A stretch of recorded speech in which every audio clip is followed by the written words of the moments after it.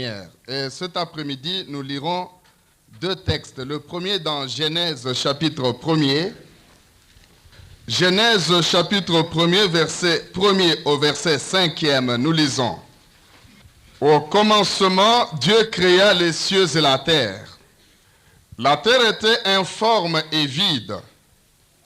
Il y avait des ténèbres à la surface de l'abîme. Et l'Esprit de Dieu se mouvait au-dessus des eaux. Dieu dit, que la lumière soit, et la lumière fut. Dieu vit que la lumière était bonne, et Dieu sépara la lumière d'avec les ténèbres.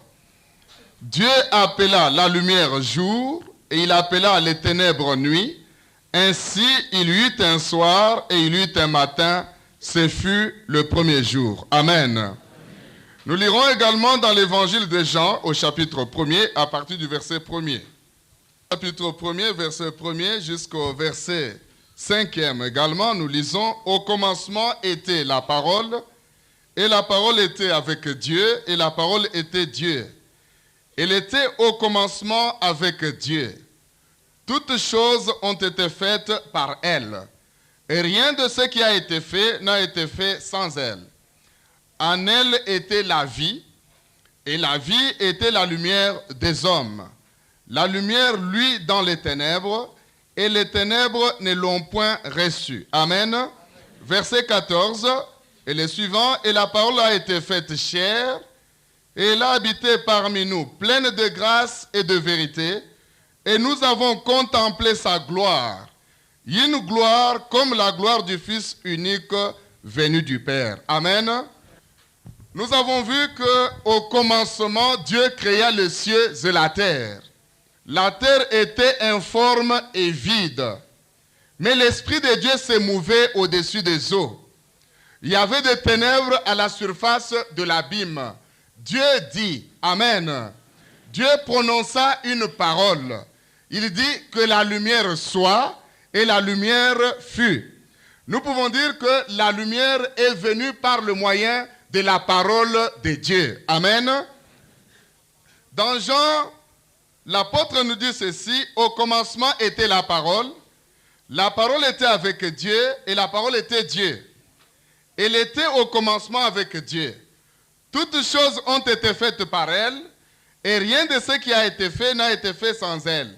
En elle, la parole, il y avait la vie. Amen. Lorsque nous voulons marcher dans la lumière, nous devons absolument marcher dans la parole. Car c'est la parole qui a créé la lumière. La parole, Dieu dit que la lumière soit, et la lumière fut. J'aimerais que nous procédions par des remplacements. Au verset 14 que nous avons lu dans ce premier chapitre de Jean, la Bible dit que la parole a été faite chair. Elle a habité parmi nous, pleine de grâce et de vérité. Et nous avons contemplé sa gloire. Une gloire comme la gloire du Fils unique venu du Père. Ça veut dire que la parole qui était au commencement, la parole qui était Dieu, la parole qui était avec Dieu, la parole qui a créé toutes choses, cette parole est venue parmi les hommes. Amen. Cette parole est venue parmi les hommes. Nous avons contemplé sa gloire comme la gloire du Fils unique. Donc la parole, c'est le Fils. Amen. Or, le Fils, c'est Jésus. Donc nous pouvons également dire, au commencement était Jésus. Est-ce que c'est clair? Au commencement était Jésus. Jésus était avec Dieu et Jésus était Dieu. Jésus était au commencement avec Dieu.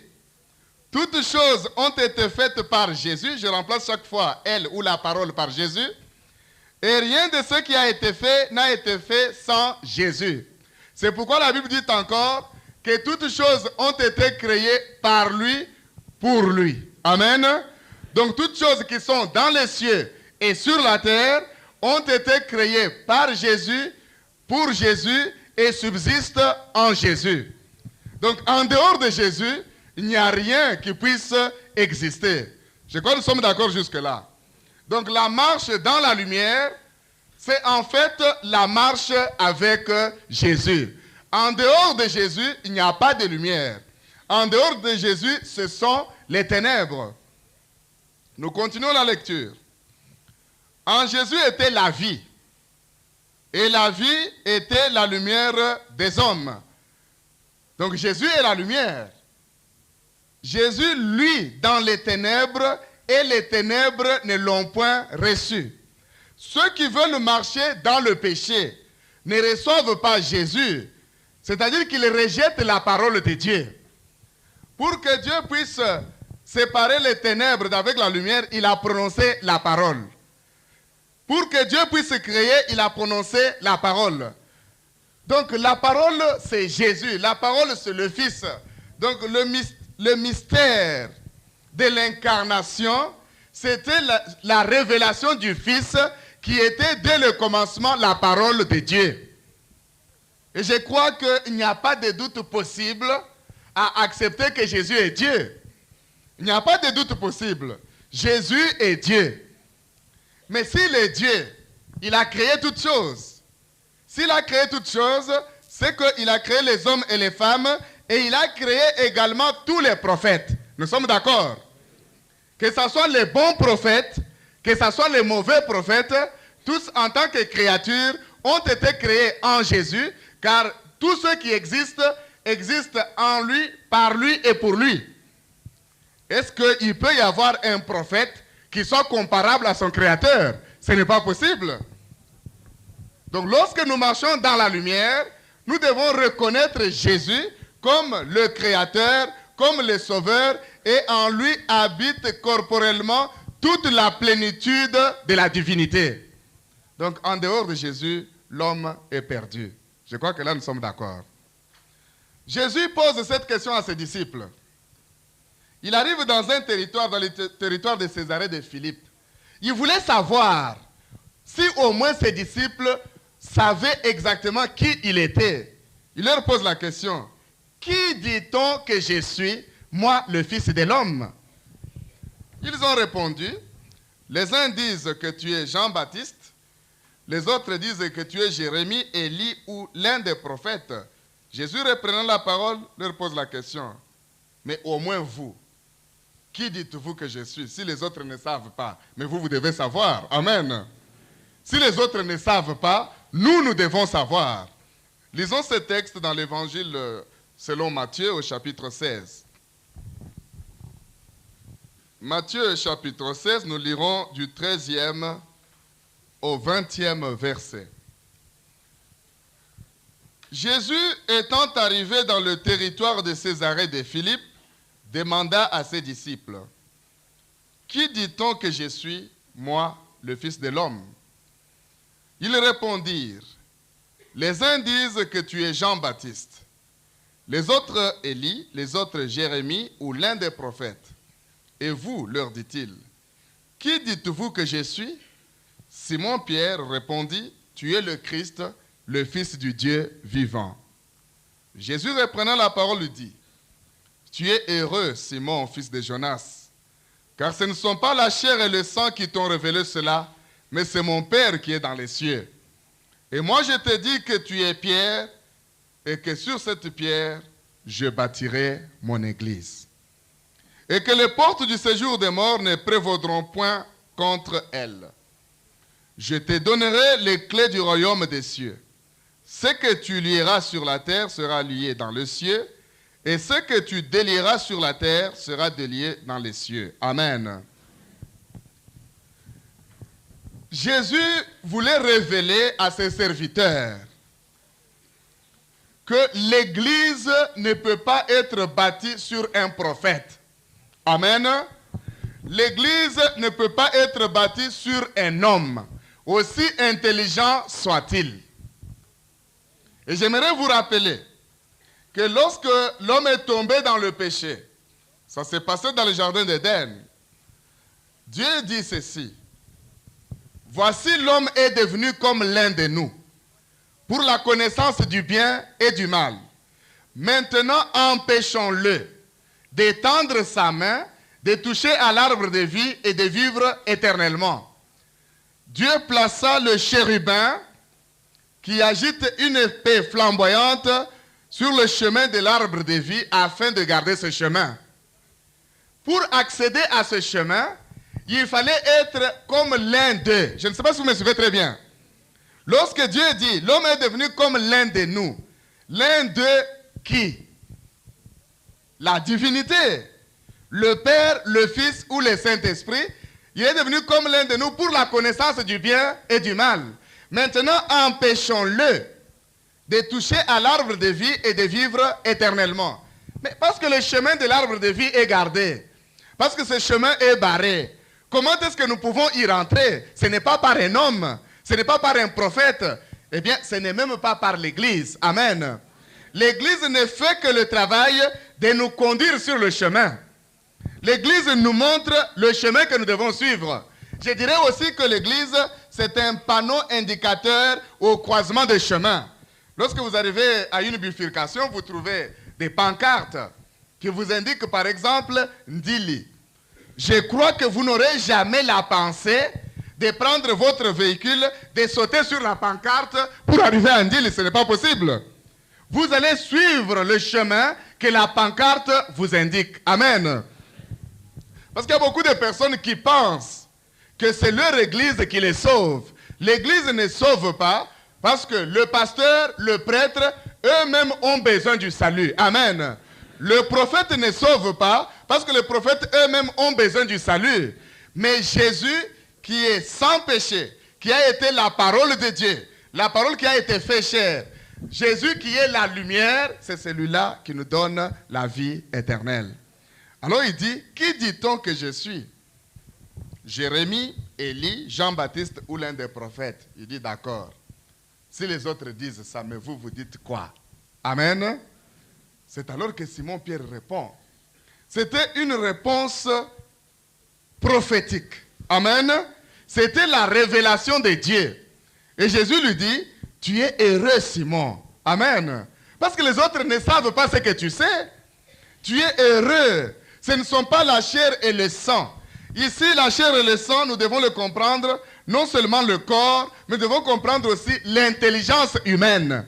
Car la Bible déclare que ce sont des choses que l'œil n'a point vues, que l'oreille n'a point entendues, qui ne sont pas montées au cœur de l'homme, mais que Dieu a révélées par l'Esprit à ceux qui l'aiment. Tu es heureux. Ce n'est pas la chair et le sang qui t'ont révélé cela, mais c'est mon Père qui est dans les cieux. Mais moi je te dis, tu es Pierre, et sur ces rocs, je bâtirai mon église. Amen. Cette église qui marche dans la lumière, les portes du séjour des morts ne peuvent pas prévaloir contre elle. La persécution ne peut pas anéantir l'église. Parce que l'église est fondée sur le roc séculaire. Et ce roc séculaire, ce n'est pas un homme, ce n'est pas le pasteur, ce n'est pas le prophète, ce n'est pas un cardinal. Le roc séculaire, c'est Jésus lui-même. Il est écrit ceci. Nous avons été édifiés sur le fondement des apôtres et des prophètes. Jésus-Christ lui-même étant la pierre angulaire. C'est pourquoi il a dit à Pierre, tu es heureux, Simon, fils de Jonas. Mais moi, je te dis que tu es Pierre, et sur cette pierre, je bâtirai mon église. Amen. L'église doit marcher dans la lumière. Et la lumière, c'est la parole de Dieu. Une église qui sort de la parole de Dieu n'est plus dans la lumière, elle est dans les ténèbres. Qu'elle soit grande ou petite, qu'elle soit millénaire ou séculaire, à partir du moment qu'elle n'est plus dans la parole, elle marche dans les ténèbres. Vous savez, Israël, c'était le peuple de Dieu. Israël avait la parole, Israël avait la loi, Israël avait les commandements. Mais il est arrivé plusieurs fois que Israël a opté de marcher en dehors des commandements de Dieu, et c'était la période des ténèbres. Et vous savez même qu'avant la révélation de Jésus-Christ, 400 ans se sont écoulés, une période d'obscurité, une période de ténèbres, où il n'y avait ni loi ni prophète en Israël, il n'y avait plus de révélation. Et la Bible déclare, lorsqu'il n'y a pas de révélation, une révélation fondée sur la parole, le peuple est sans frein, heureux s'il observe la loi. Lorsqu'il n'y a pas de parole, les gens font ce qu'ils veulent. Dans le temps des juges, les juges ont été institués par Dieu après la mort de Josué. Moïse est mort, Dieu lui avait demandé avant sa mort d'imposer les mains à Josué pour conduire le peuple. Josué a conduit le peuple dans la fidélité. Mais après la mort de Josué, bien qu'il ait invité le peuple au choix, choisissez qui vous voulez servir. Ou les dieux que vos pères ont servis de l'autre côté de la mer, ou le Dieu des Amoréens. Mais moi et ma maison, nous servirons l'Éternel. En dépit de cette exhortation, le peuple est tombé dans le ténèbre. C'est alors que Dieu a envoyé les juges. Amen. C'était des personnes chargées de remettre la lumière au milieu du peuple. Mais quand vous lisez les livres des juges, vous verrez qu'il y a un refrain qui revient continuellement. En ce temps-là, il n'y avait pas de roi en Israël et chacun faisait ce qui lui semblait bon. Lorsque la parole de Dieu n'est pas prêchée dans toute sa vérité, dans toute sa puissance, chacun fait ce qui lui semble bon. Mais quand la parole est proclamée, la lumière est jetée sur le cœur des hommes et les hommes doivent choisir entre la lumière et le ténèbre. Nous sommes là devant un choix. Et vous savez, Dieu ne nous impose pas ce choix, mais il nous présente ce choix. Je mets devant vous la vie et la mort, la bénédiction et la malédiction. Choisissez afin que vous viviez. Peut-être vous êtes dans une église. Vous avez toujours fréquenté l'église, mais vous n'avez jamais choisi entre la lumière et les ténèbres. Ce n'est que par le moyen de la parole que nous pouvons marcher dans la lumière. Je bâtirai mon église. Mais comment lui bâtir son église? En même temps, il donne les clés à Pierre. C'est lui qui bâtit l'église. Mais comment les clés se trouvent entre les mains de Pierre? J'aimerais que nous fassions une petite exégèse à ce niveau-là. Qu'est-ce que Pierre a dit? Pierre dit ceci: tu es le Christ. Amen. L'église, c'est l'église de Pierre ou l'église du Christ? L'église du Christ. Tu es le Christ, le Fils du Dieu vivant. C'est la révélation du Fils de Dieu. La manifestation du chef même de l'église. C'est lui qui a été dès le commencement. J'aimerais que nous nous comprenions. Tous les autres prophètes, ils ont eu un commencement. Amen. Tous les serviteurs de Dieu ont eu un commencement. Mais avant que Jésus ne soit révélé au monde, il existait. C'est pourquoi le prophète Michée dit ceci: et toi, Bethléem Ephrata, tu n'es certes pas la plus petite d'entre les milieux de Juda, de toi naîtra le sauveur du monde, celui dont l'origine remonte aux temps anciens, au temps de l'éternité. Amen. Donc tous les autres prophètes fondateurs des religions, ils ne remontent pas aux temps anciens. Ils ont eu un début et ils ont eu une fin, tandis que Jésus demeure éternellement. Amen. Donc c'est sur cette révélation, sur cette connaissance du Messie que l'Église est fondée. L'Église n'est pas fondée sur l'apôtre Pierre. Mais quelles sont ces clés-là que Pierre a reçues? L'apôtre Pierre, après qu'ils aient été tous remplis du Saint-Esprit le jour de la Pentecôte, Dieu l'a utilisé pour prêcher l'Évangile. Il a été le premier à annoncer la parole de Dieu. Et lorsqu'il a proclamé ce puissant évangile le jour de la Pentecôte, la Bible déclare que plus ou moins 3000 âmes se sont offertes au Seigneur. Amen. Donc nous pouvons dire que la prédication de Pierre, la première pour la création de l'église chrétienne, c'était là les clés que Jésus lui avait données. Et nous dirons d'autres choses, c'est comme quelqu'un qui est arrivé pour couper le ruban symbolique afin de consacrer un ouvrage ou une œuvre quelconque. Amen. Parce qu'après Pierre, tous les autres serviteurs pouvaient maintenant prêcher l'évangile librement, et même l'apôtre Paul a été appelé indépendamment sur le chemin de Damas. Amen. Je te donne les clés du ciel. Ce que tu liras sur la terre sera lié dans le ciel. Lorsque nous proclamons la parole de Dieu, les démons sont liés, même pendant que nous prêchons. Il y a tous ces petits démons-là qui fuient d'eux-mêmes à cause tout simplement de la parole de Dieu. Je crois que nous avons vu avec ceux qui étaient avec nous vendredi. Jésus dit ceci: je voyais Satan tomber du ciel comme un éclair, et je vous donne autorité sur toute la puissance de l'ennemi. Vous marcherez sur les serpents et sur les scorpions, et rien ne pourra vous nuire. Donc Pierre a ouvert l'église chrétienne le jour de la Pentecôte. C'était le premier jour où l'Église a commencé à exister. Amen. Donc la parole de Dieu donne la lumière. Et la parole de Dieu, c'est Jésus-Christ lui-même. Donc il n'est pas possible de dissocier la parole et Jésus. Jésus est la parole.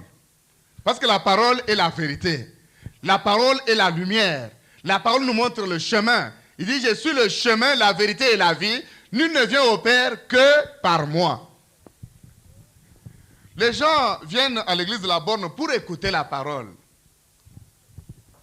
Mais ils ne viennent pas à Dieu par l'église de la Borne. Ils viennent par la parole de Dieu. Ils viennent par Jésus. Je ne dis pas qu'il faut détruire les églises. Il faut qu'il y ait des églises. Parce que les églises, ce sont des rassemblements des enfants de Dieu qui sont sauvés et qui doivent marcher dans la lumière. C'est aussi un lieu de partage de la parole de Dieu. C'est aussi un lieu de communion. Mais l'église ne nous sauve pas. Amen. Alors pour marcher dans la lumière, il faut chaque jour être en contact avec la parole. Il faut une communion vivante et permanente avec le Seigneur. La parole constitue le fondement de toutes choses. Mais alors, si ces fondements sont renversés, le juste, que fera-t-il? Lisons dans les psaumes, chapitre 11. Chapitre 11, nous lisons le verset 3. Et nous lirons également 1 Corinthiens, chapitre 3, à partir du verset 10. Quand les fondements sont renversés, le juste, que fera-t-il? Amen. Quand les fondements sont renversés, le juste, que fera-t-il? Quand les fondements sont renversés, le juste, que fera-t-il?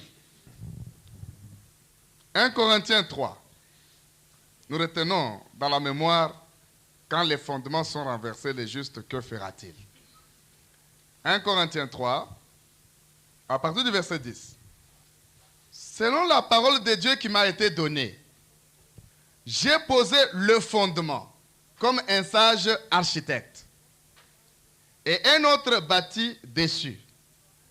Mais que chacun prenne garde à la manière dont il bâtit dessus. Car personne ne peut poser un autre fondement que celui qui a été posé, savoir Jésus-Christ. Or, si quelqu'un bâtit sur ses fondements avec de l'or, de l'argent, des pierres précieuses, du bois, du foin, du chaume, l'œuvre de chacun sera manifestée, car le jour la fera connaître, parce qu'elle se révélera dans le feu, et le feu éprouvera ce que l'œuvre de chacun. Si l'œuvre bâtie par quelqu'un sur les fondements subsiste, il recevra une récompense. Si l'œuvre de quelqu'un est consumée, il perdra sa récompense pour lui, il sera sauvé, mais comme au travers du feu. Amen. Quand les fondements sont renversés, le juste, que fera-t-il? Et ici, nous voyons que le fondement, c'est Jésus-Christ, n'est-ce pas? Or, nous voyons que Jésus-Christ, c'est la parole de Dieu. Comment les fondements peuvent-ils être renversés?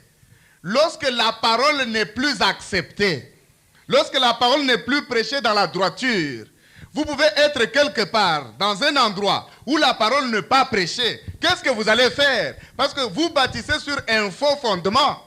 Je ne sais pas si vous me comprenez très bien. Vous êtes dans un lieu où la parole pure n'est pas prêchée.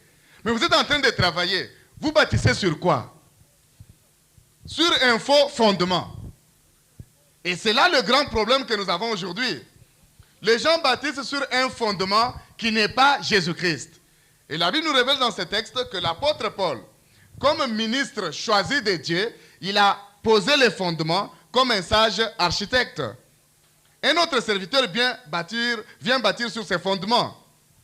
Mais que chacun prenne garde à la manière dont il bâtit sur les fondements. Ça, c'est très important. La chose primordiale n'est pas de bâtir. La chose importante est de bâtir sur le vrai fondement. Nous marchons dans la lumière. Aujourd'hui, il y a des doctrines multiformes.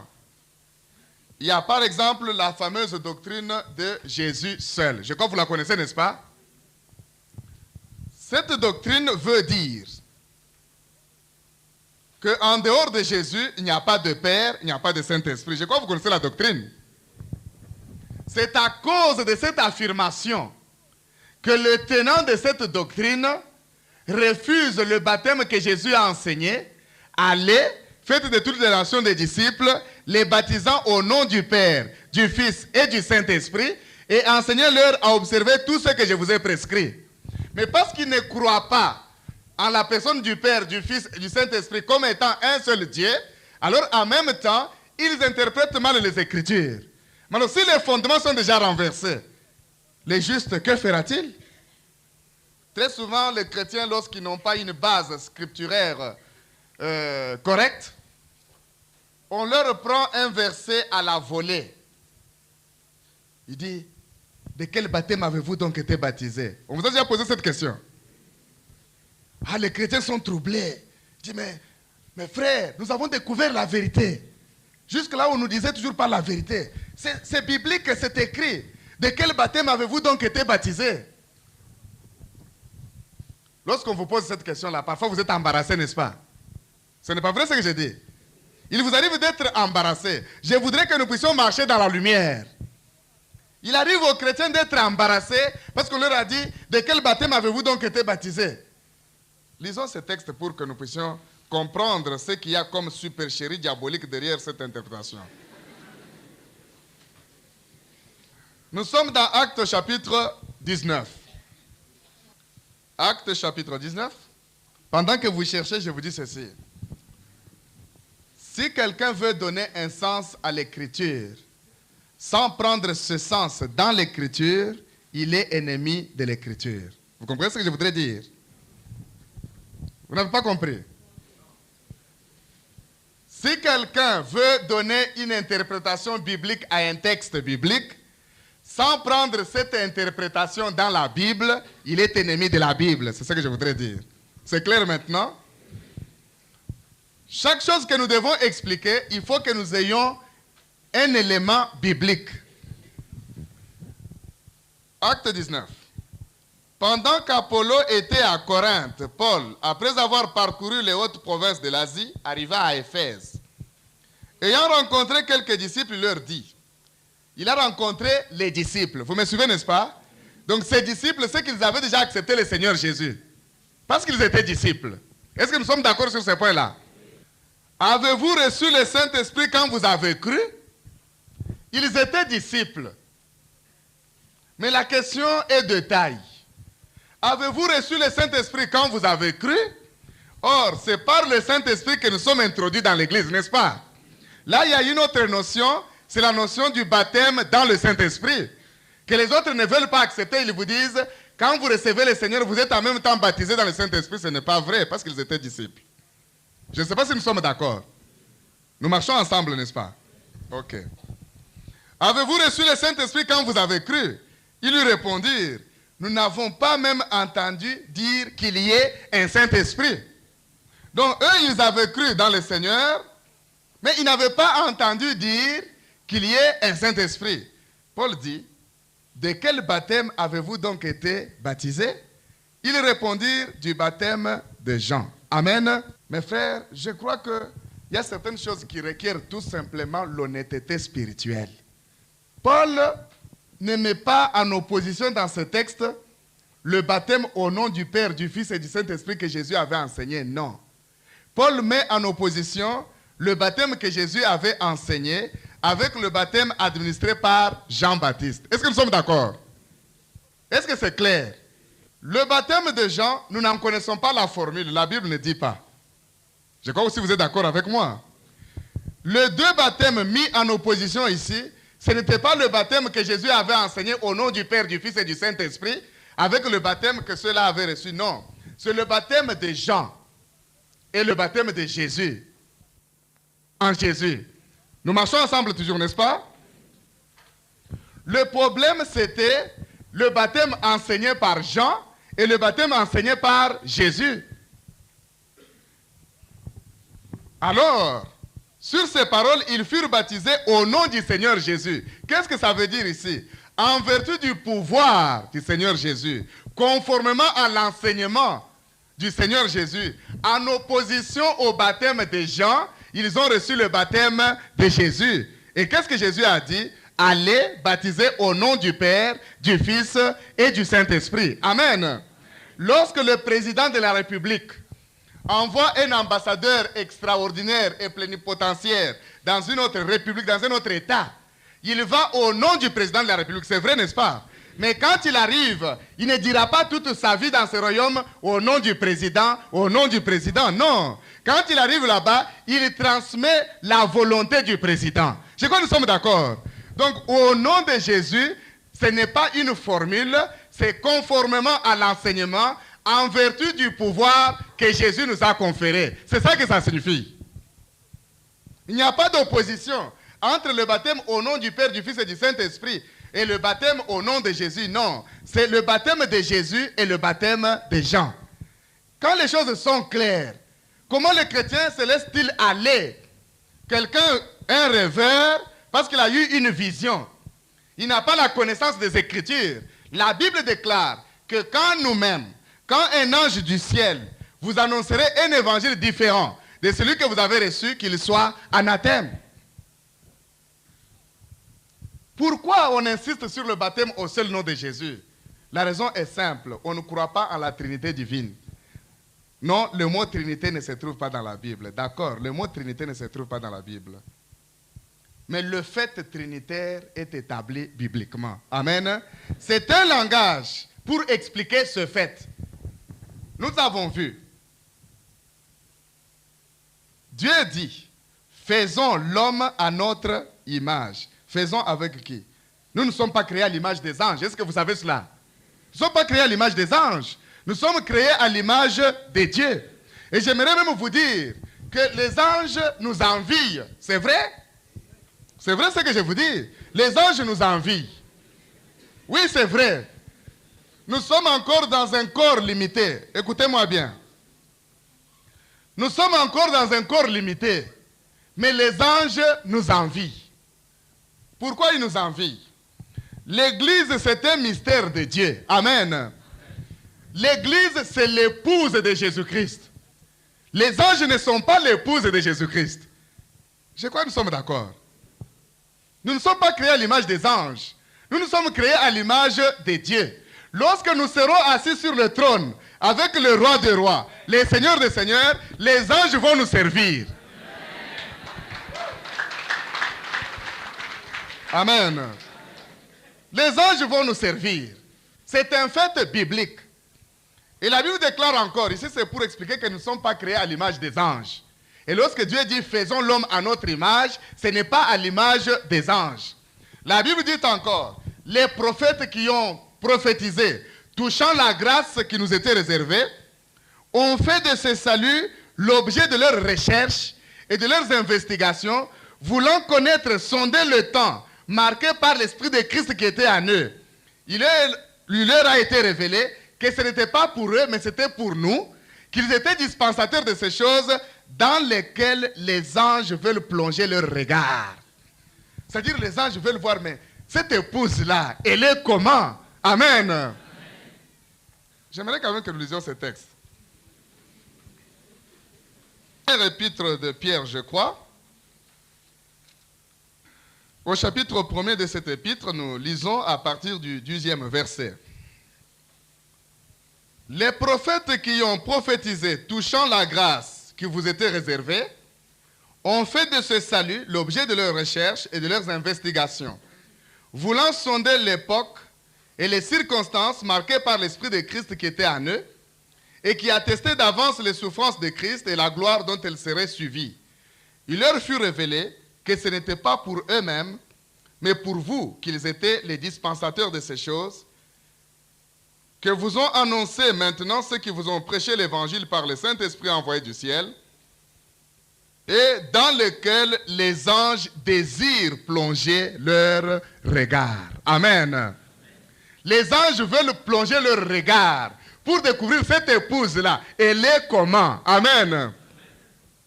C'est comme nous allons bénir le mariage de notre frère Nico et la sœur Dora. Je crois que tout le monde cherchera à voir l'épouse, n'est-ce pas? Les anges, mêmement, veulent chercher à voir, mais cette épouse-là, comment elle est? Une épouse pour laquelle Jésus a renoncé à la gloire. Et il a payé une dot très élevée. C'est le sang de la croix. Amen. Donc les anges aimeraient voir. C'est que jusqu'ici, l'Église c'est un mystère.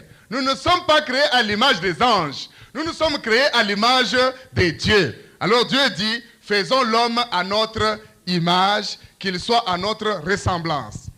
Après la chute, pour montrer que dans la divinité, il y a le Père, le Fils et le Saint-Esprit, Dieu déclare, voici l'homme est devenu comme l'un de nous pour la connaissance du bien et du mal. L'un d'eux avec qui? Pas avec les anges. Parce que les anges, nous voyons qu'ils n'ont pas compris.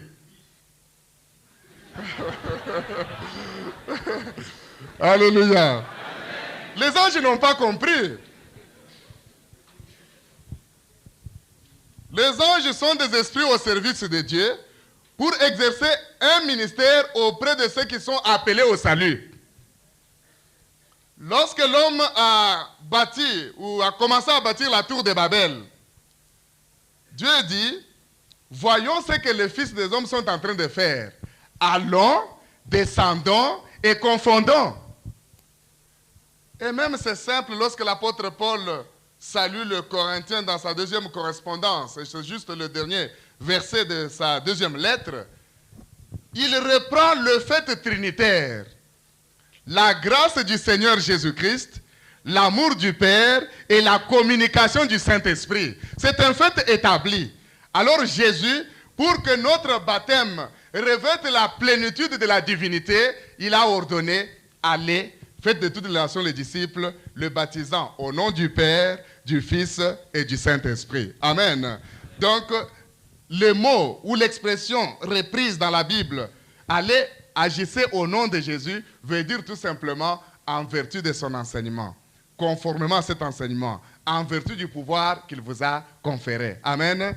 Et ici, ce n'est pas l'opposition entre le baptême que Jésus a préconisé et le baptême au nom de Jésus, non.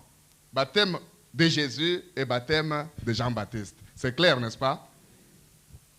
Il est curieux, nous disions ceci. Si les fondements sont renversés, le juste, que fera-t-il? Vous êtes sincère, mais notez que la sincérité n'est pas la vérité. Est-ce que vous êtes d'accord avec moi? Vous pouvez être sincère dans l'erreur. Il ne faut pas dire non, il y a un dicton qui dit tout chemin mène à Rome. Non. Tout chemin mène à Rome, mais tout chemin ne mène pas au ciel. Au ciel, il n'y a que Jésus comme chemin. Les gens commettent des erreurs graves.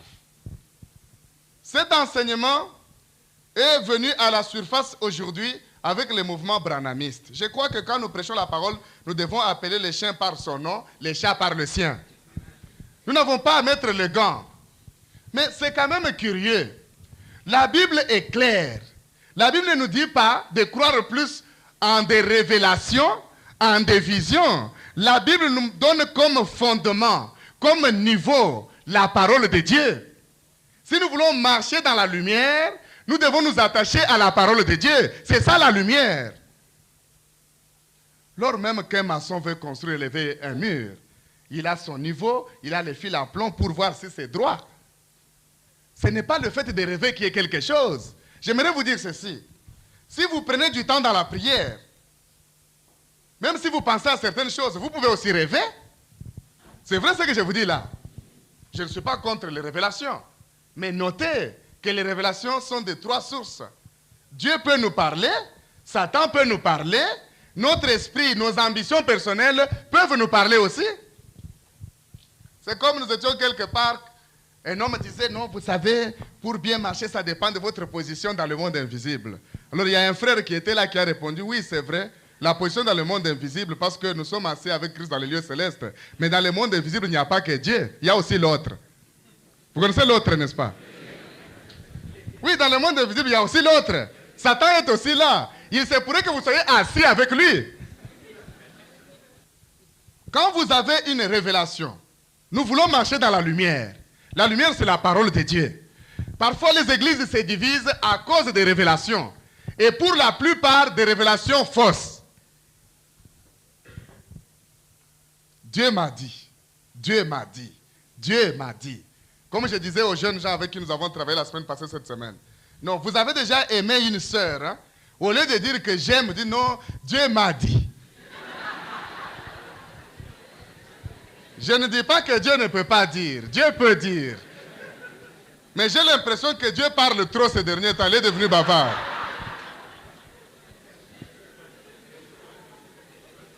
Amen. La parole de Dieu est claire. J'aimerais que nous puissions d'abord enlever cette erreur. Ce n'est pas la lumière, ce sont les ténèbres.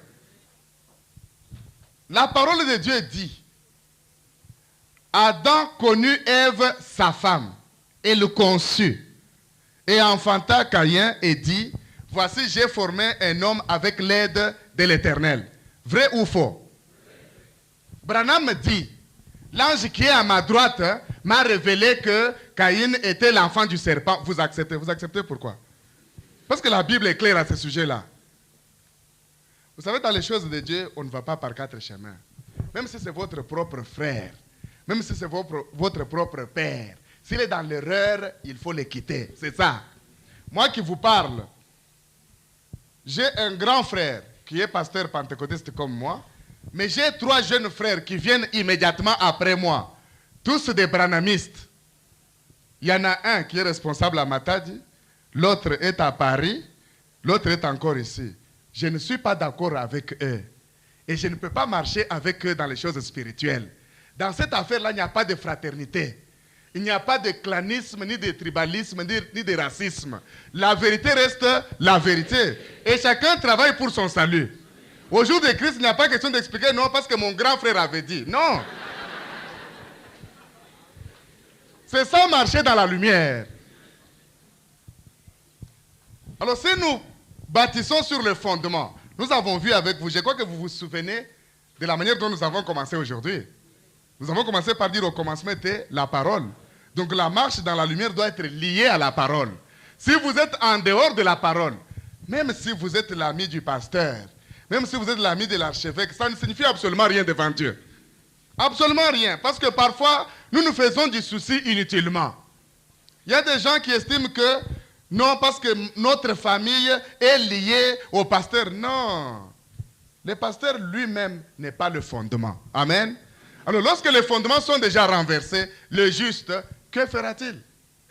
L'apôtre Paul dit, selon la sagesse que Dieu m'a donnée, j'ai posé le fondement. Amen. Comme un sage architecte. Et un autre battu dessus. Mais que chacun prenne garde. Amen. Que chacun prenne garde. Vous savez, je suis souvent étonné de voir comment les gens se précipitent pour enseigner la parole de Dieu, alors qu'ils n'ont que 3 ou 4 versets dans la poche. C'est malheureux. Mais c'est vrai, la Bible le dit. Il ne faut pas qu'il y ait beaucoup de personnes à enseigner, car nous serons jugés plus sévèrement. L'enseignement, ce n'est pas quelque chose qu'on laisse à n'importe qui. La parole de Dieu, c'est la nourriture. Les mamans, j'aimerais vous poser la question. Vous avez vos enfants. Est-ce que vous pouvez permettre à n'importe qui de leur donner n'importe quelle nourriture? Vous veillez sur la nourriture parce qu'il peut y avoir du poison, n'est-ce pas? Mais comment pour la parole de Dieu, les gens laissent n'importe qui dire n'importe quoi? Un jour, les fils des prophètes étaient assis, ils avaient faim, autour du prophète Élisée. Comme ils avaient faim, Élisée a dit qu'on mette le pot sur le feu, qu'on prépare un potage. Pendant qu'on préparait le potage, un d'entre eux est sorti. Vous me suivez très bien? Il est allé cueillir des coloquintes sauvages qui étaient pleins son vêtement. Il a mis dans le potage. Mais on a continué à cuire normalement. Lorsqu'ils ont commencé à manger, ils ont senti que c'était du poison. Ils ont crié, « Ô homme de Dieu, la mort est dans le pot. » Aujourd'hui, il y a beaucoup de prédicateurs de la mort. Ils empoisonnent le peuple de Dieu. Ils racontent n'importe quoi. Et ceux qui aiment l'argent racontent n'importe quoi. L'homme de Dieu a pris de la farine à jeter dans le pot et la nourriture était devenue saine. Amen. N'est-il pas écrit? Déjà vous êtes purs à cause de la parole que vous avez entendue. Sanctifie-le par la vérité car ta parole est la vérité. Quand quelqu'un vient à vous vous apporte une doctrine qui n'est pas défendable bibliquement, sachez que c'est le poison qu'il vous apporte. Il vous tue spirituellement. Et ceux qui reçoivent ces doctrines sont déjà morts. Et vous verrez qu'ils sont même fanatiques. Alors que c'est faux. Jésus seul. Il y a même des serviteurs de Dieu qui se font rebaptiser parce qu'ils n'ont rien compris, les pauvres. Ils n'ont rien compris. Le prophète a dit. Non, parfois mon esprit s'irrite. Le prophète a dit. La parole qui était au commencement est déjà venue au milieu de nous. La parole c'est Jésus-Christ. Jésus nous a parlé. Jésus vous a dit que je vais vous envoyer un autre prophète pour préparer le chemin. Jésus a dit, il vous est avantageux que je m'en aille. Car si je ne m'en vais pas, l'Esprit ne viendra pas. Mais si je m'en vais, je prierai le Père. Il vous enverra les consolateurs, l'Esprit de vérité que le monde ne connaît point. Mais lui, quand il viendra, il convaincra le monde des péchés, de justice et de jugement. Il me glorifiera. Amen. Parce qu'il prendra de ce qui est à moi et il vous le donnera. C'est curieux, frère. Vous avez cru dans le nom de Jésus. On vous dit non, le message est de l'heure. Mais je vous pose la question, le message de l'heure va expier le péché ou c'est le sang de Jésus? Les gens aiment beaucoup plus écouter les hommes que Dieu. J'ai posé la question à mon petit frère parce qu'il a pitié de moi, un branhamiste.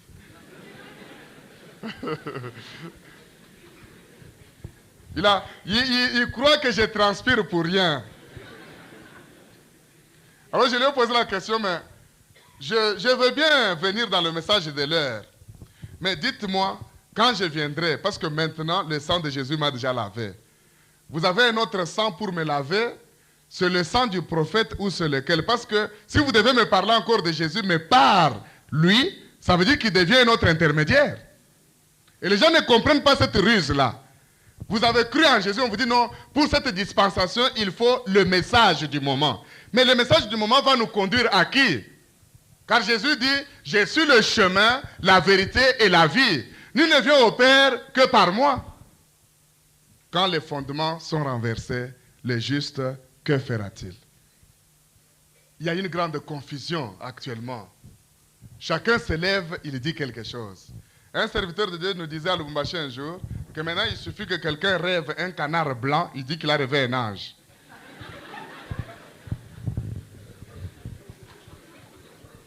C'est terrible. Le temps passe. Je crois que le Seigneur va nous accorder la grâce que je sois encore ici la semaine prochaine pour clôturer cet enseignement s'il le veut. Mais je ne saurais plus continuer, le temps passe. Amen. Il y a beaucoup de choses à dire là-dessus. Ce texte nous dit qu'il y en a qui bâtissent sur le fondement avec de l'or. Amen. Avec de l'argent, avec des pierres précieuses. Mais il y en a qui bâtissent avec des chaumes, de la paille. Vous imaginez dans la zone d'Engaliema ici, où il y a les belles maisons, des châteaux et des villas, toi tu viens là construire avec la paille. C'est ridicule. Dans l'œuvre de Dieu, il y en a qui bâtissent de cette manière-là. Amen. Si Dieu nous donne l'occasion d'être encore au milieu de vous la semaine prochaine, nous allons continuer cet enseignement. Amen. Pour le moment, je voudrais que nous puissions baisser nos têtes dans la prière. Je demande à Frère Landou de venir nous conduire.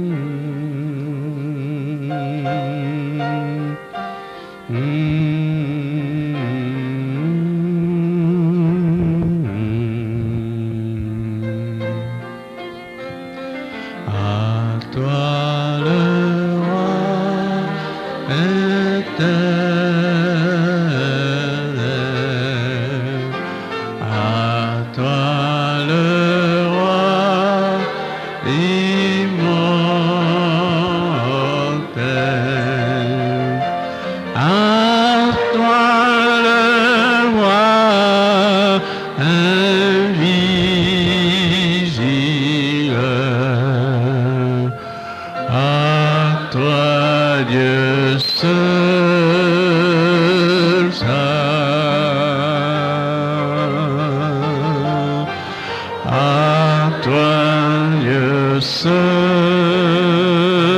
saint. À toi le roi. Nous allons nous mettre debout et chanter dans la prière ce chant. À toi le roi immortel. À toi le roi immortel.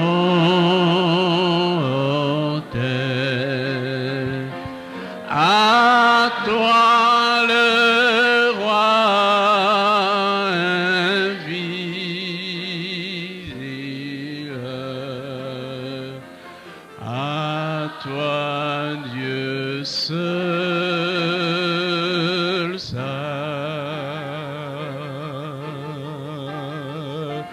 À toi Dieu seul saint.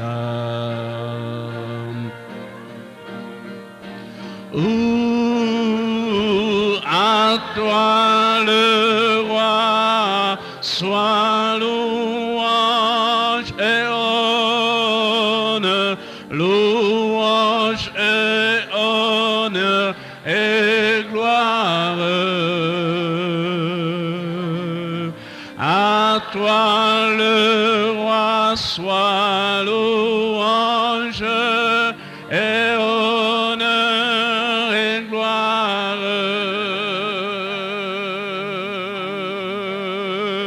À jamais.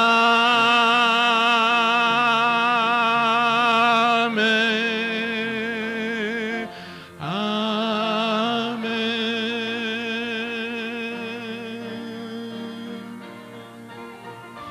À toi,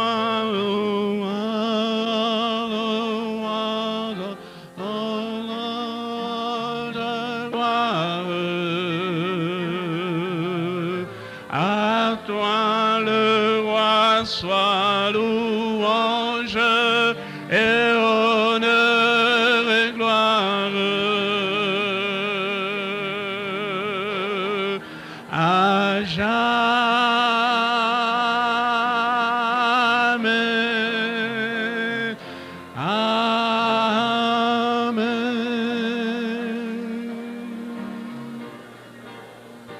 Amen.